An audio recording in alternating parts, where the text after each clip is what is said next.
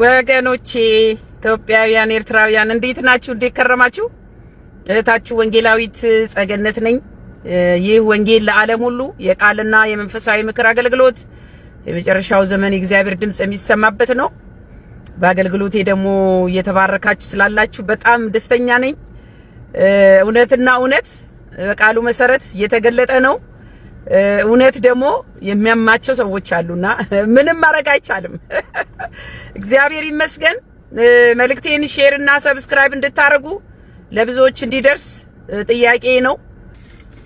ጳጳሳቱ ሙሉ አውሮፕላን የት ሄዳሉ? ድሬዳዋ። የሚቀበላቸው ማን ነው? ደግሞ ሙስሊሙ ከንቲባ። ለምንድነው? ባለፈው መልእክቴን ነግሬያችኋለሁ። ሙስሊሙ ከንቲባ ቤተክርስቲያን ገንዘብ ሸፍኜ እኔ ያሰራላችኋለሁ ብሎ ነው። የእግዚአብሔርን ቤት የክርስቶስ ተቃዋሚ ሲሰራ ማለት ነው። እንዲህ አይነት ነገር የሆነ የዞረብን ነገር ያለ አይመስላችሁ? ከዛስ ብትሉኝ ጳጳሳቱን ከኤርፖርት ሲወርዱ የተቀበለው ከንቲባውን። ትውልድን መከራ ውስጥ የሚከት እንደዚህ አይነት ቁርኝት ከክርስቶስ ተቃዋሚ ጋራ የራሳችሁን ምዕመን እንዳይጠጓችሁ በስንት መከራ እንኳን አትገኙም። ይሄው ለሙስሊሞቹ በግላጭ ደግሞ በወታደራዊ ሰልፍ የተቀበሏቸው በሚል ይቅርታ አድርጉልኝ። እኔ ማንንም ከፍ ዝቅ ለማድረግ እዚህ ጋር ተቀመጥኩም፣ ግን የሆነ ነገር ሳይ መንፈሳዊ ነገር የእግዚአብሔር ያልሆነ ነገር ኧረ ተው እላለሁ።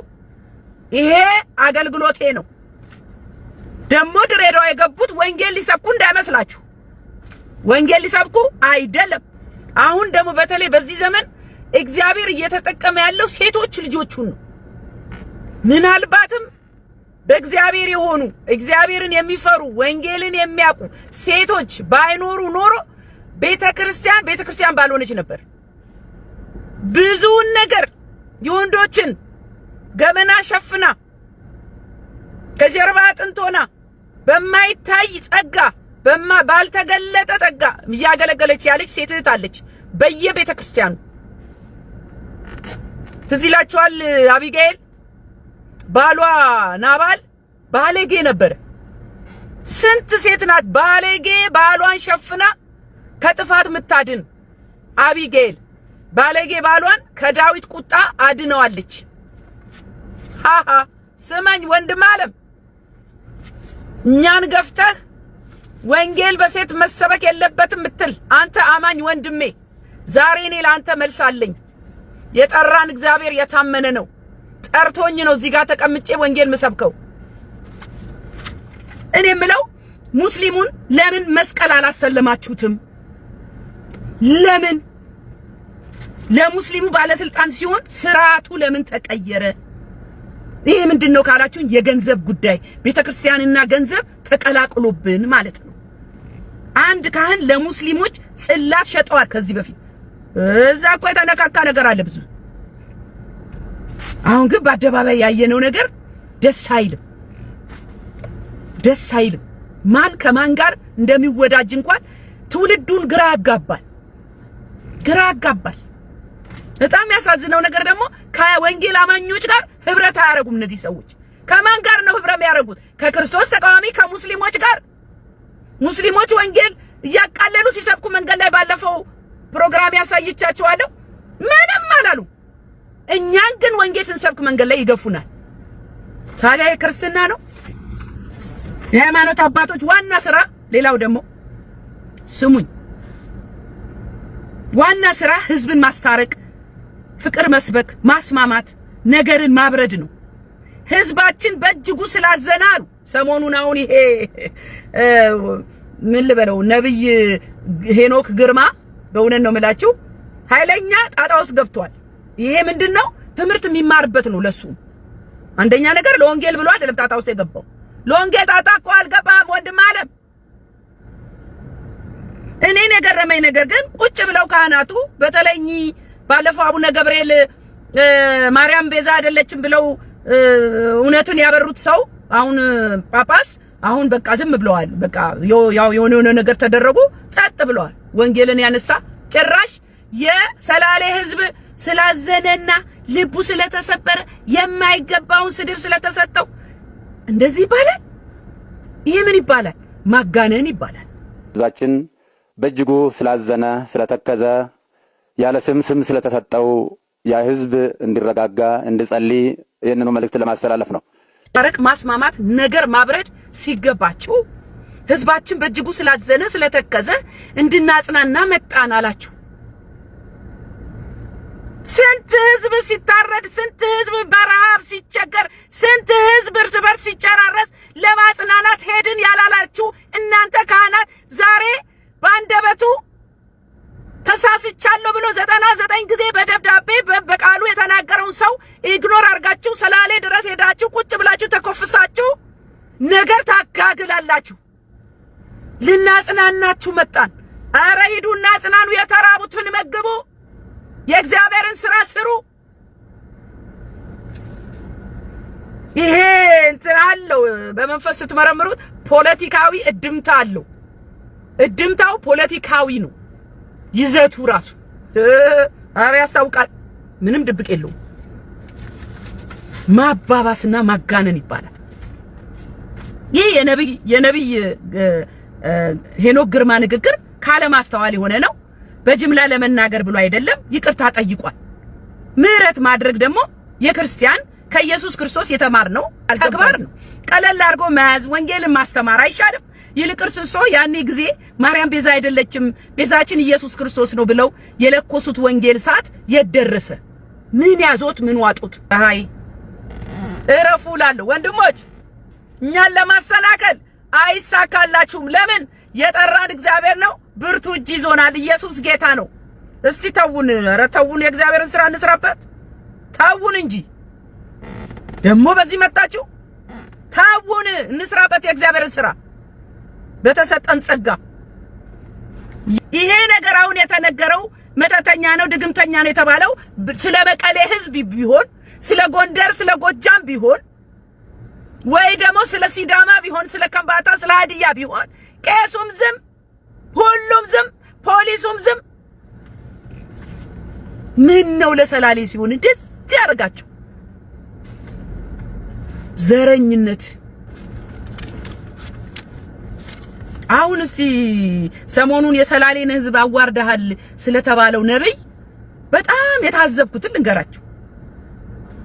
ይሄ ነብይ ከዚህ ቀደም በብዙ ከእግዚአብሔር ቃል ውጪ ሲያስተምር፣ ሲደንስ፣ ሲያስደንስ በጣም በቃ የሚሰቀጥጥ ነገር ሲያደርግ እኔ ራሴ ብዙ ጊዜ መልእክት አስተላልፍበታለሁ። ተው ተብለ ማለት ተው ወንድም አለም ተብሎ ለምሳሌ ሰሞኑን ደግሞ ይሄው ምሳሌ ደግሞ ቪዲዮ አያይዛለሁ። ገንዘብ አምጣና ልባርክ እኔ ብቻ ነኝ የምባርከው አለ። ከጉባኤ ባዶ በረከት ምን ያደርጋል? ወንድም አለ ጉባኤ ስላልባረከ ነው ዛሬ አንተ ጥሎ ዓለም ላይ ያስቀመጠክ። አንተ ዲስት ታመጣለህ ይባርካለሁ። ይሄ ነው ቢብሊካል። አንዳንድ ሰው መጣና 50 ሺህ ልባርከው ሄኖክ ይላል። እምን ትባርከኛለህ? እኔ ነኝ የምባርክ። ባርኮት እኮ ለካህን የታዘው በይዘው ኢትዮጵያ ውስጥ ጉባኤ ነው። እስቲ ሁላችንም እጃችንን ዘርግተን እግዚአብሔር ይባርክ እንበለው። እግዚአብሔር ይባርክ። እግዚአብሔር አንደሷ ቮሊቦል አይደል የምንጫወተው?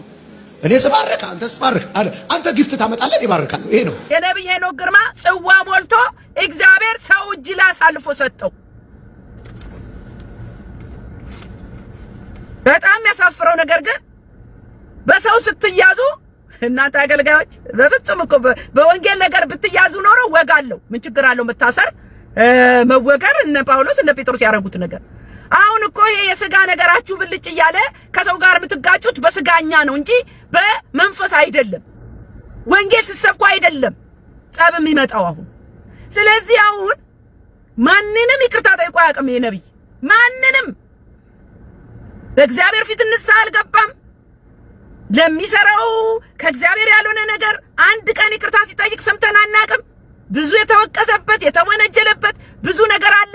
አንድ ጊዜ ድመት ምናምን ሲል፣ ዛሬ ግን እነ ፌደራል ሲነሱ ተንቀጠቀጥክ።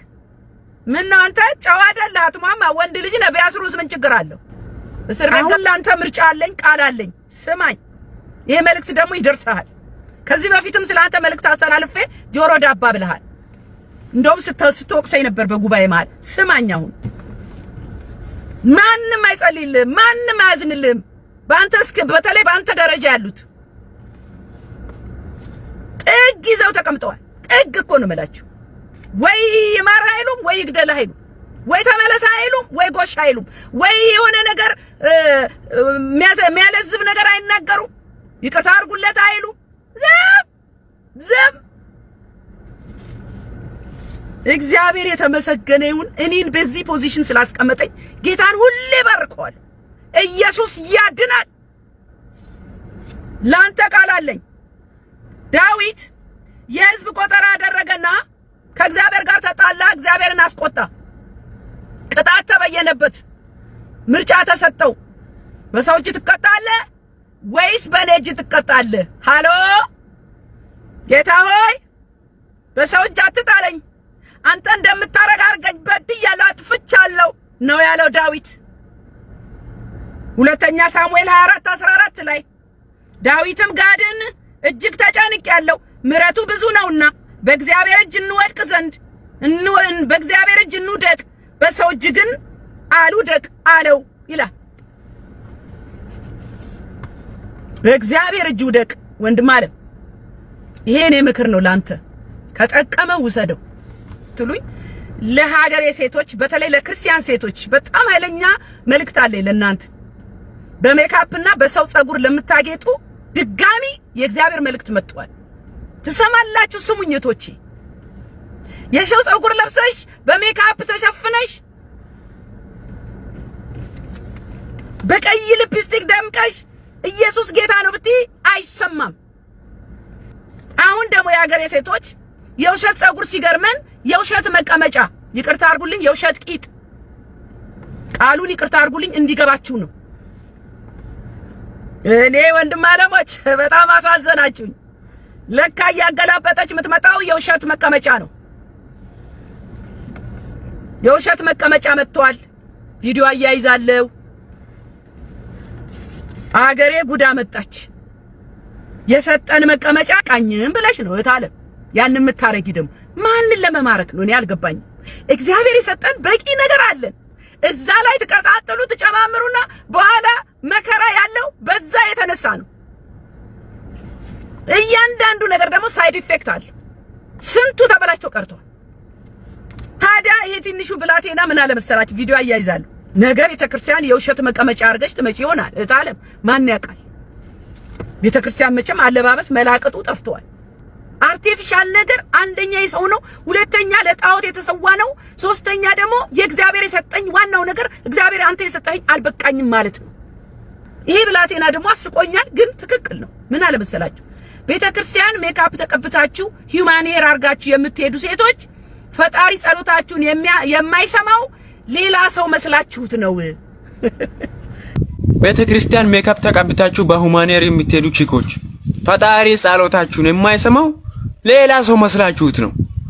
እናንተ በጸላችሁ ጸሎት ቻይናና ኢንዶች ናቸው ጸሎት የሚደርስላቸው። እንዴ ተው አታሳስቱ። ሰሞኑ ደግሞ የቁልቢ ገብርኤል በዓል ነበር አይደል? ታውቃላችሁና ገብርኤል ላይ ነገሰው፣ ገብርኤል ነው ከፍ ያለው። እዛ ማለት እኮ ኢየሱስ የሚባል ነገር እኮ የለም። ኢየሱስ እኮ አይታወቅም ስሙ። ያደረገው ገብርኤል ነው። ስለት የሰማው ገብርኤል ነው። ስለት የሚገባለት ገብርኤል ነው። ከፍ ስሙ ያለው ገብርኤል ነው። በቲክቶክ መንደር እሷም ጃኒ ትባላለች። ስለታቸው ምንድነው? በተለይ እሷ ናት። ቅዱስ ገብርኤል አንድም ቀን ነግሬው የነገርኩትን የለመንኩትን ልመና አሳፍሮኝ አያውቅም። ስለዚህ በየጊዜው የምጠይቀውን ጥያቄ ያከናውንልኛል ከአምላኬ ፊት ቆሞ። ስለዚህ ለክብሩ መገለጫ እንዲሆን ይሄንን ድባብ ጥላ አስገብተናል ብለዋል። እነርሱን የሰማ አምላክ ቅዱስ ገብርኤል እኛንም ይስማል። እኚህ ካህን ግን የክርስቶስ ወንጌል የበራላቸው ምን አሉ ብትሉኝ፣ ወደ ገብርኤል መጸለይ ወደ ፍጡሩ መጸለይ ነው። አምላክና መለኮትነት የለውም። ገብርኤል በሁሉ ስፍራ የሚገኝ የሁላችንም ጸሎት የሚሰማ የሚመልስ የሚያድን ኢየሱስ ክርስቶስ ብቻ ነው። ያ መልአክ አንድ ፍጡር ነው። ለስንቱ ሊሆን እንዲያው ቢሰማን የአንዲት ቤተክርስቲያን ሰዎችን ይስማ። አምላክነት የለው፣ መለኮትነት የለው። እንዴት ነው በአውሮፓ፣ በአሜሪካ፣ በካናዳ፣ በአፍሪካ በየትም ያሉትን አንድ ፍጡር መለኮትነት የሌለው ፍጡር እንዴት ሊሰማ ይችላል? ሊሰማ ካልቻለስ ደግሞ ሁሉም በያሉበት እርዳን ለምን ይሉታል? እሱን ከማወዳ ምን ይወዳደራል? ሁሉን እርግፍ አድርጎ አስትቶ ያስኬዳል ሽልማቴ የኔ ጌታ። አጭር ጸሎት አረግና ወደ መልእክቴ ይገባለሁ። እግዚአብሔር አባት ሆይ እናመሰግናለን። ክብር ሁሉ ላንተ ይሁን። ጌታ ሆይ ስለረዳህን ስላገዝከን እዚህን ቀንና ሰዓት ስለደረስን እናመሰግናለን። በዚህ መልእክት ደግሞ ብዙዎች ስለሚነኩ አመሰግናለሁ። ጌታ ሆይ መንፈስ ቅዱስ አግዘኝ፣ እኔንም ሰሚዎቹንም ባርክ። ጌታ ሆይ ሁሉ ለክብር ይዋል። ጊዜውን ሰዓቱን አሳልፌ ላንተ ሰጣለሁ በምትወደው ልጅ በጌታችን በመድኃኒታችን በኢየሱስ ክርስቶስ ስም አሜን። ከጳውሎስ ተነስተን እስቲ አንዳንድ ነገሮችን እናያለን። እንዳልኳችሁ የመጨረሻው ዘመን ወንጌልን በኃይልና በስልጣን የምንሰብክበት ወቅት ቢኖር ይሄ ነው። ወንጌል ክርስቶስ ኢየሱስ ነው። ወንጌል የእግዚአብሔር ቃል ነው። ይሄ በጣም መሰረታዊ የሆነ ነገር ነው። ወንጌል ህይወት ነው። ወንጌል ህይወት ነው፣ ብርሃን ነው። ወንጌል ለዓለም ሁሉ ነው። ዘር አይልም፣ ቋንቋ አይልም፣ ነገድ አይልም። ስለዚህ ወደ ዓለም ሁሉ ሂዱ ነው ያለው። ሂጂ አላለም፣ ሂድ አላለም። ስለዚህ ጾታ እና ዘር ቀለም አይለይም። ወንጌል ለመስበክ የምስራቹን ለማድረስ ሴት ወንድ አይልም። ይህንን ነገር ነው እንደ መግቢያ የማደርገውና ወንጌል ጾታ፣ እድሜ ወይም አካባቢ አይወስነውም። ወደ ዓለም ሁሉ ሂዱ፣ ወንጌልን ለፍጥረታት ሁሉ ስበኩ። ይሄ ደግሞ ትእዛዝ ነው። እንግዲህ የእግዚአብሔርን ትእዛዝ መቀልበስ እንደ ስጋ አስተሳሰብ ወዲያ ወዲህ ማጣመም አይቻልም። አንዳንድ ሰዎች በክርስቶስ አምነው የዳኑ ሳይቀሩ የእግዚአብሔርን ቃል በሚገባ ካለመረዳት ወይም ደግሞ በስጋ ከማሰብ ይሄ ከባህል ከምናምን ሴት እንደዚህ ናት ሴት እንደዚህ ናት ከሚለው አንፃር ሴት በጓዳ ትሁን ከሚለው አንፃር የሆነ ጥቅስ እየጠቀሱ እያነካኩ እንደኔ ያሉትን ሴቶች ወንጌል እንዳንሰብክ ለማደናቀፍ የሚጥሩ ሰዎች አሉ። ያሳዝናል። በጣም የሚገርም ነገር የዳኑ ሳይቀሩ ማለት ነው። የሴቶችን የወንጌል አገልግሎት የሚቃወሙ ክርስቲያኖች አሉ። ይሄ በጣም ስህተት ነው። እግዚአብሔር ባስቀመጠን ስፍራ በሰጠን ጸጋ ወደ ዓለም ሂዱ ባለው ትእዛዝ መሰረት የሴቶች ወንጌል መስበክ በእኛ አልተጀመረም። መጽሐፍ ቅዱስ ውስጥም ብዙ ሴቶች ወንጌል መስክረዋል። ብዙ ሴቶችን እግዚአብሔር ተጠቅሟል። ኢየሱስ ያድናል። እግዚአብሔር ሊጠቀምብን ወደደ። ምን ታረጋዋለህ? እግዚአብሔር በመጽሐፍ ቅዱስ ውስጥም እንዳልኳችሁ ወንጌልን ያደረሱ ሴቶች አሉ፣ ተጽፎልናል። እግዚአብሔር ለሰጠን ስልጣንና ጸጋ የማይመቻችሁ ወንድሞች ብትኖሩ ችግሩ የኛ አይደለም። ምንም ልንረዳችሁ አንችልም። የሆነ እኮ ዘራፍ የሚሉት ነገር አለ። ወንዶች እኮ ሲበለጡ አይወዱም። ምክንያቱም ሴቶች እግዚአብሔር የሰጠን ጸጋ አንደኛ ፊት ለፊት እንናገራለን። ነጩን ነጭ ነው እንላለን፣ ጥቁሩ ጥቁር ነው እንላለን። ይሄም ደግሞ ጸጋ ነው። ይሄም አይመቻችሁ ሰዎች ወንጌል ሴት ልጅ መስበክ የለባትም ብላችሁ እኛን ቅስም ለመስበር እኛን ወደ ኋላ ለማስቀረት ሐሳብ ያላችሁ ወንድሞቻችን ተስፋ ቁረጡ። ለመሰላችሁ ጥሪው ከላይ ነው። ያሰማራኝ እሱ ነው። ወንድም አለ ማንም ሊያስቆመኝ አይችልም እኔን ወንጌል። ያውም በዚህ በስጋ በማሰብ ሴት ለምንድን ነው ወንጌል የምትሰብከው ያላችሁ ሰዎች፣ እኛም ሴቶች የተሰቀለውን እንሰብካለን። ሃሌሉያ! እኛም ሴቶች የእግዚአብሔር ሴቶች የተሰቀለውን እንሰብካለን። በጣም የሚገርመው ነገር ሴቶች በእግዚአብሔር ስራ ላይ ሲሳተፉ የሚነቅፉና ጫና የሚያበዙ ወንድሞች አሉ። ሰዎች ለኃጢአትና ለመጥፎ ተግባር ግን ምልክት ሊያደርጉን ደግሞ ይፈልጋሉ። እግዚአብሔር ያልሰጠንን መለያ ለሴቶች እህቶች ሊሰጡ የሚፈልጉ አሉ። አዎ ሴቶች ስትባሉ ብሎ ነገር የለም። ወንድም ዓለም ሁሉ በክርስቶስ ቢሆን አዲስ ፍጥረት ነው። አንተ ውስጥ የገባ መንፈስ እኔ ውስጥ ገብቷል። አንተ የተረዳኸው ቃል እኔ ውስጥ ተረድቻለሁ። በእግዚአብሔር ቃል መሰረት እኔና አንተ የምንመዘነው በላይኛው ሚዛን ነው። ስለዚህ ይህ ደግሞ የክርስቶስ ብርሃን ያልበራላቸው በስጋ የሚመሩ ናቸው። እግዚአብሔርን የምትፈራ ለቃሉ የምትታዘዝ ሴት ባትኖር ኖሮማ የዓለም ጨለማ ከዚህ በላይ በከፋ ነበረ። ለምን ብትሉኝ ስንት እግዚአብሔርን የማይፈሩ ወንድሞች በሰሩት ኃጢአትና በደል መከራውን በጽናት የተሸከመች ሴት አለች። ቤት ይቁጠረው። ዝርግፍ አርገ ወልደ ስታበቃ ጥለያቸው የሄድካቸውን ልጆች ሰብስባ ያሳደገች ብዙ እናት አለች። እግዚአብሔር የምትፈራ ሴት ለልጆቿ ስትል አንገቷን ደፍታ የተቀመጠች ወንጌልን በኑሮዋ የምትሰብክ ሴት አለች። ለሷ ምስጋና ይገባታል። ያንተን ገበና የሸፈነች ሴት ነች። ስማኝ አንተ ሰው፣ የስንቶቹን ገበና እኮ ሸፍነን ይዘናልኛ ሴቶች። ብናወራው ሆድ ይፍጀን ያልነው ለእግዚአብሔር ሰጥተን የተውነው ብዙ እኮ ነው እህቶቼ፣ እናንተ ታውቁታላችሁ። አሉ ግን ሴት ልጅን የሚያጣጥሉ የእግዚአብሔር ሴቶችን አንገት ሊያስደፉ የተነሱ አሉ አማኞች። ስሙኝ፣ አንተ ያበላሽኸውን ለማቅናት ህይወቷን ሰውታ ደፋ ቀና የምትል ሴት ያውም የእግዚአብሔር ሴት ብዙ ናት። በመንፈሳዊ ዓለም እግዚአብሔር ያከበራትን ሴት ዝቅ ለማድረግ የምትሞክሩ ወንድሞች እረፉ ላለው ዛሬ ኢየሱስ ጌታ ነው። ስሙኝ፣ ሁለተኛ ቆሮንቶስ ምዕራፍ 2:15 ላይ በሚድኑትና በሚጠፉት ዘንድ ለእግዚአብሔር የክርስቶስ መዓዛ ነንና። ወንጌል ላንተ ብቻ ማን ሰጠ ወንድም አለ? የክርስቶስ መዓዛ ነኝ እኔ፣ የክርስቶስ መዓዛና ሽታ ለሚጠፉት ለሚድኑት ጥሩ መዓዛ። ኢየሱስ ጌታ ነው። ክብር ለእግዚአብሔር ይሁን። ሰው በገባው ይመላለሳልና የገባንን ከእግዚአብሔር መንፈስ ከቃሉ የተቀበልነውን እንናገራለን፣ እንመሰክራለን። መቼም ወንጌል በማባበል ቃል አይሆንም። በወንጌል አንሸነግላችሁም መቼም የእናንተ ልብ ለመግዛት ወይ ደግሞ እናንተ ዝቅ እንድትሉልን እንድትወዱን ለማንም ብለን ወንጌልን አናባብልም፣ አንሸቃቅጥምም። ስሙኝ፣ መቼም ከዓለምኛው ጋር አይቀላቀልም ወንጌል። የሰዎችን ጆሮ ለመሳብና በዓለም ለማትረፍ እውነትን አንሸፍንም። ወንድም ዓለም ካጠፋ አጥፍተሃል። በእግዚአብሔር ባልሆነ መንገድ ከሄድ ኃጢአት ከሰራ ኃጢአት ሰርተሃል ትባላለህ። ታርማለህ፣ አርም። የተረፈውን ደግሞ ከጌታ ጋር ተነጋገር። እግዚአብሔር እኮ እኛ ልኮብህ ሊሆን ይችላል። ስማኝ። ስለዚህ ቃሉን አናጣምምም። ለዚህ ደግሞ ጳውሎስ ምስክሬ ነው። ጳውሎስ እኮ የኔ ምስክር ነው። እኔ ግን አንዳንድ ሰዎች በተለይ አገልጋዮች የጳውሎስን መልእክት ወደ ሁለተኛ ቆሮንቶስ አንደኛ ቆሮንቶስ አልሄዳችሁም እንዴ? በጣም እኮ መናገር እንኳን ማያስፈልጋችሁ ጊዜ አለ። ቃሉ መልስ ነው እኮ። አሁን እኔ የምናገረው ነገር ጳውሎስ የጻፈውን ነው፣ ከቃሉ ነው።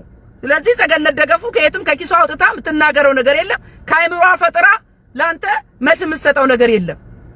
በጣም የሚገርማችሁ ነገር ስሙኝ። ሁለተኛ ቆሮንቶስ ምዕራፍ 2:17 ላይ የእግዚአብሔርን ቃል ቀላቅለው እንደሚሸቅጡት እንደ ብዙዎቹ አይደለንም። ሃሎ፣ አይደለሁም። በቅንነት ግን ከእግዚአብሔር እንደተላክን በእግዚአብሔር ፊት በክርስቶስ ሆነን እንናገራለን። ይሄ ነው የኔ መልስ። አንቀላቅልም። ለሰው ብለን ደግሞ የእግዚአብሔርን ቃል አናጣምምም። ግን እግዚአብሔር እንደላከው ሰው እግዚአብሔር በቃሉ መልስ እንሰጣለን። ደስ አይልም? አረ ወንጌል ነፃነት አለው። በነፃነት እንሰብካለን። ሚሰማ ይሰማል፣ ማይሰማ ከእግዚአብሔር ጋር ይጣላል። ወደ እኔ ለምን ትመለከታለህ? የሚናገረው ቃሉ በየትኛው ጆሮ እንደየሰማችሁ እንደሆነ አልገባኝም። እኔ መልሱ ይሄ ነው። አቤት እግዚአብሔር ከኛ ጋር ባይሆን ኖሮ ገና ድሮ ሰብራችሁ አንገት አስደፍታችሁ ታስቀምጡን ነበረ። ግን የያዝነው ቃሉን ሆነና የተሸከመን እሱ ሆነና ከፊት የሚታይልን ኢየሱስ ሆነና እኛም ደግሞ በኩራት ይሄው ቀና ብለን አምሮብን እንሄዳለን። ኢየሱስ ያድናል። እግዚአብሔር የጠራው ግን እያበበ እያፈራ እንጂ እየተወለገና እየደረቀ አይሄድም። እኔን ያየ ምስክር ነው። እኔን ያየ እኔ ማሳያ ነኝ። የጌታ በጌታ የተደገፈ ውስጡም ላዩም እንደሚያምርበት ጤና እንደሆነ በነፃነት እንደሚኖር እኔ ምስክር ነኝ። እያበብን እያፈራን እንሄዳለን። ክብር ለእግዚአብሔር ይሁን። ጸጋው የርሱ ነው፣ ዕውቀቱ የርሱ ነው። ከራስ የሆነ ነገር የለም። እግዚአብሔር ኃይሌ ነው። ስማኝ፣ የጠራን ታማኝ ነው። ዳዊት የገባው እውነት ገብቶን ነው። ሁለተኛ ሳሙኤል 22:33 ላይ ኃይልን የሚያስታጥቀኝ መንገዴንም የሚያቀና እግሮቼን እንደ ብሆር እግሮች የሚያበረታ በኮረብቶችም የሚያቆመኝ እግዚአብሔር ነው አለ። ደስ አይልም? በእግዚአብሔር የሚተማመኑ እኮ ኃይላቸውን ያድሳሉ ነው የሚለው። እንዴት ደስ ይላል! ሚዛኑ በእጁ ነው። የእያንዳንዳችን አገልግሎት የሚመዘነው ፍሬያችን የሚለካው በእግዚአብሔር እይታ እንጂ በሰው እይታ አይደለም። እግዚአብሔር ደግሞ እንደ ሰው አያይም። ሃሃ እናንተ እግዚአብሔር እንደ ሰው ቢያይ ኖሮ በኪሳራ ወተን ነበርኩ። እናንተ ሰው እኮ በኢየሱስ ለራስ ይቆርሱ አያሳንሱ የሚባለው ሰው ነው። የራሱን ነገር ይቆልላል፣ የእናንተን ነገር ያጣጥላል። ይቺማ ብሎ ነገር የለም። ወንድም አለም የምናገለግለው አንድ መንግስት ነው። አባታችን አንድ ነው በሰማይ ያለው። ክብር ለእግዚአብሔር ይሁን። እግዚአብሔር እንደ ሰው አያይም። የተማመንበት ሐሳቤን የጣልኩበት ትምክቴ እግዚአብሔር ነው። ከማገዝ ይልቅ የሚነቅፉ ከማበረታታት ይልቅ በቅናት የሚቃጠሉ አሉ። ለእናንተ ደግሞ ቃል አለኝ። በሰው አገልግሎት በቅናት ለምትቃጠሉ አሁን ሰሞኑን ደግሞ የወንጌል ነገር በቃ እየበረታ ይመጣል ሲባል አሁን ጫጫታ በዝቷል። ጫጫታ ልክ ወንጌል በቃ የሆነ ነገራቸው ሲነካ ምንጫቸው ሰዎች አሉ። የሆነ ነገራቸው ሲነካ ማለት ነው። ሁለተኛ ቆሮንቶስ 3:5 ላይ ስሙኝ፣ ብቃታችን ከእግዚአብሔር ነው እንጂ በገዛ እጃችን እንደሚሆን አንዳች እንኳን ልናስብ ራሳችን የበቃን አይደለንም። ቁጥር 6 እርሱም ደግሞ በመንፈስ እንጂ በፊደል ለማይሆን ለአዲስ ኪዳን አገልጋዮች እንሆን ዘንድ አበቃን። ፊደል ይገላልና መንፈስ ግን ሕይወት ይሰጣል።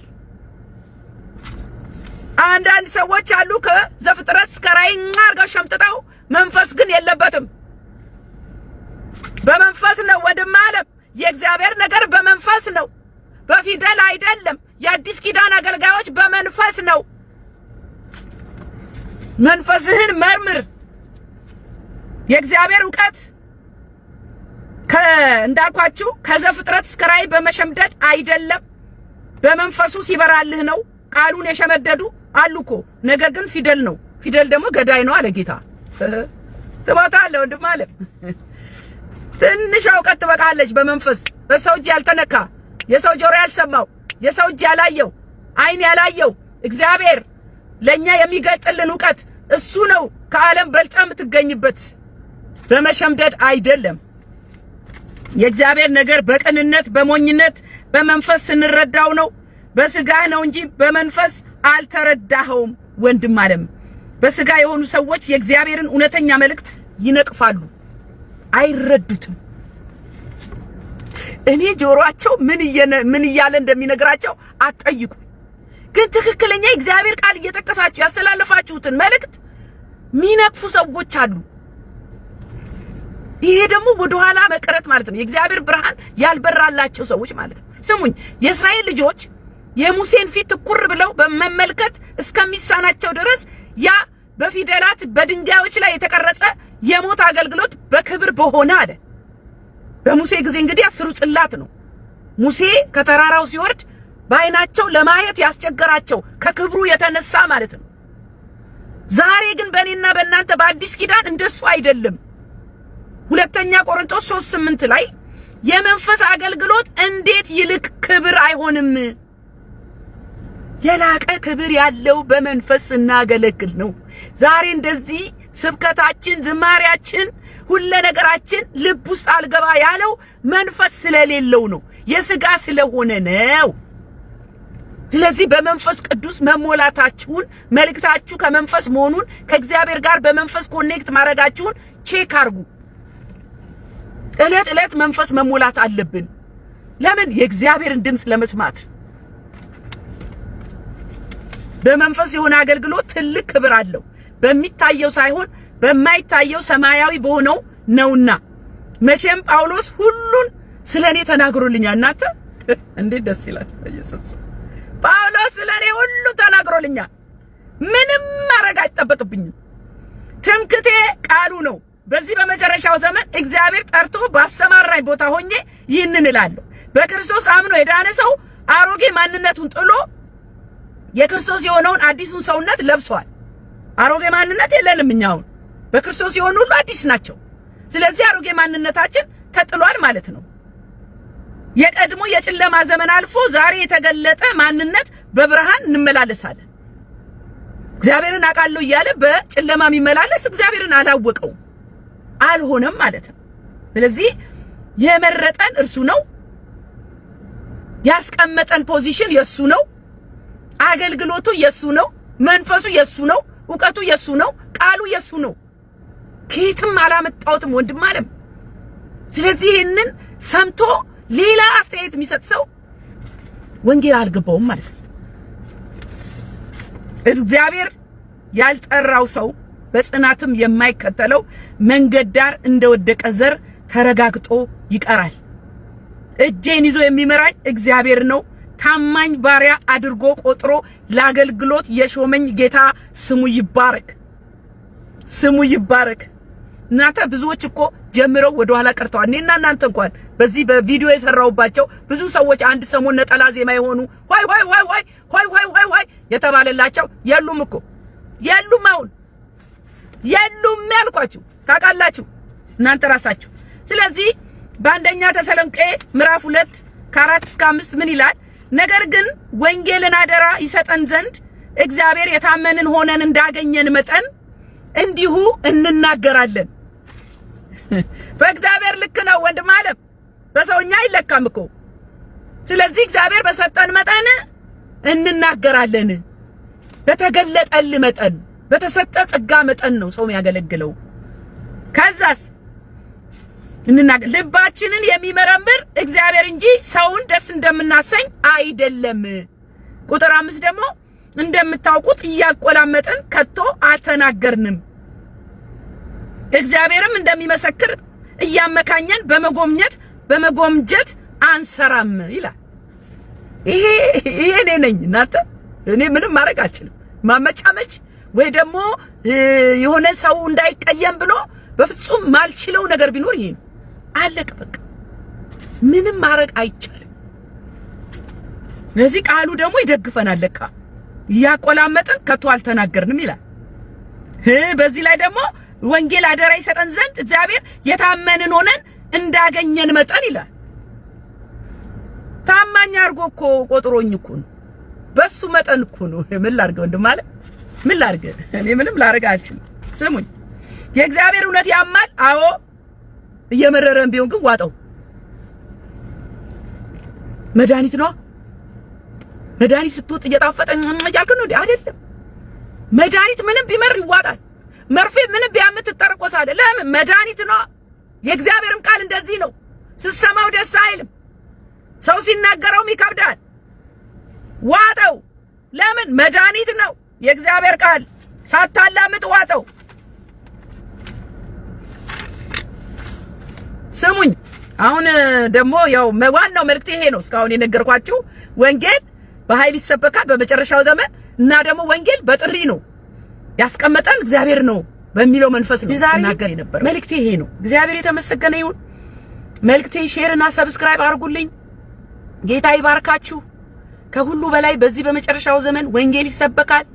በክርስቶስ የወንጌል ብርሃንና እውነት መልእክት ይተላለፋል። ጌታ ደግሞ በስራ ላይ ነው። አገራችን ኢትዮጵያ በወንጌል ትባረካለች። ኢየሱስ ያድናል። ተባረኩልኝ። መልካም ምሽት፣ መልካም ቀን። ሻሎም ሻሎም። እሱን ከማወዳ ምን ይወዳደራል? ሁሉን እርግፍ አድርጎ አስትቶ ያስኬዳል። ሽልማቴ የኔ ጌታ። ሰላም ሰላም ወገኖቼ፣ ኢትዮጵያውያን፣ ኤርትራውያን፣ ይህ ወንጌል ለዓለም ሁሉ የቃልና የመንፈሳዊ ምክር አገልግሎት የመጨረሻው ዘመን የእግዚአብሔር ድምጽ የሚሰማበት ነው። እንዲህም አላቸው፣ ወደ ዓለም ሁሉ ሂዱ፣ ወንጌልንም ለፍጥረት ሁሉ ስበኩ። እህታችሁ ወንጌላዊት ጸገነት ነኝ።